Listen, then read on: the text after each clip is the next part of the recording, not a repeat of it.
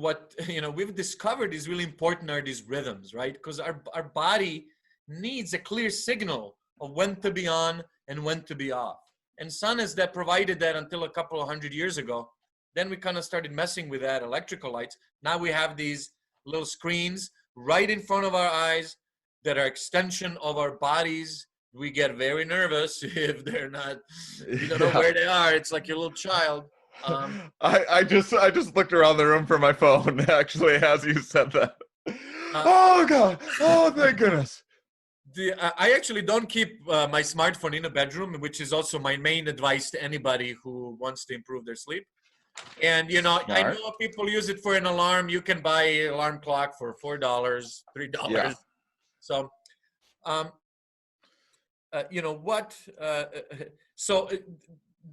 since we don't have that cue anymore, right? We have it, right? Sun is still out there. It is. It just doesn't work as well for us.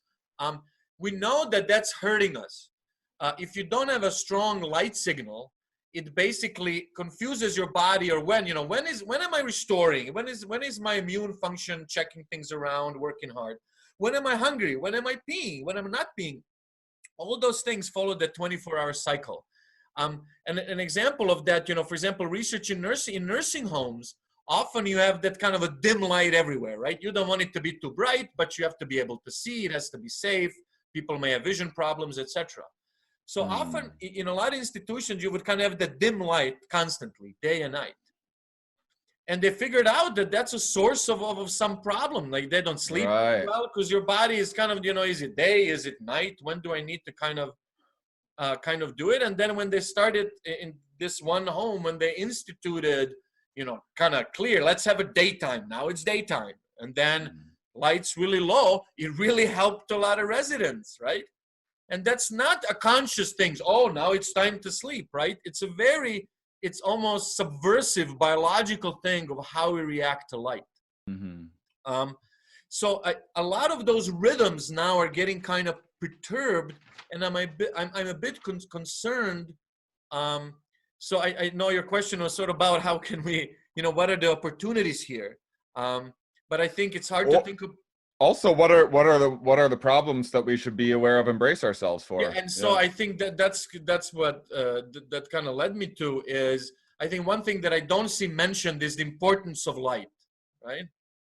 So like I'm lucky here. I get to look at the woods out here and can go outside in a natural light whenever. But think about being cooped up in a tiny studio apartment in Queens, where you have one window that looks at bricks 2 feet away. And you can't leave your house or apartment for weeks. Right? Now, you've heard of seasonal affective disorder, right? That's what happens in the winter when you have less natural light and people get more depressed. Well, that is happening now to people who are quarantined or self-quarantined in their homes to the extent they don't have a lot of exposure to natural light. And you get millions and millions of people who are undergoing that.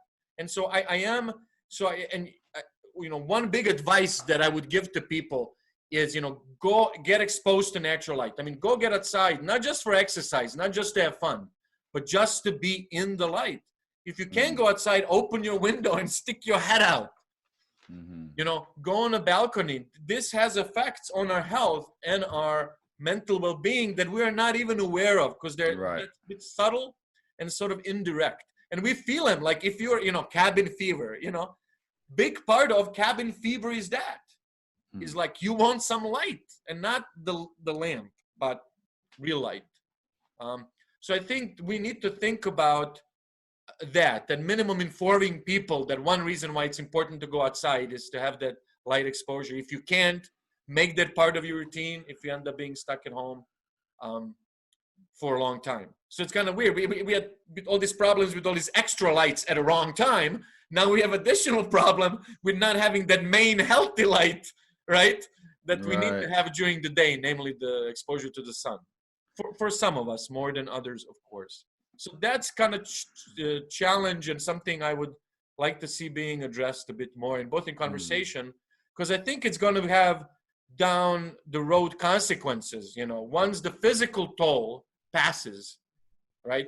the psychological toll is going to happen. You know, we know that from the 2008-9 crisis, in terms of the increased suicide, drug use, mental health symptoms that occurred year to 2 years after, both in the United States and Europe. Right. So these are the kind of factors that, if we think about now, could potentially help down the road. And I think the opportunity to kind of end this bit on a positive note is we are revisiting these routines, right? As you said, we're thinking about, we have kind of new freedoms now, but we're also reevaluating what we're doing, right? And we're also considering of maybe being more flexible with our routines going forward.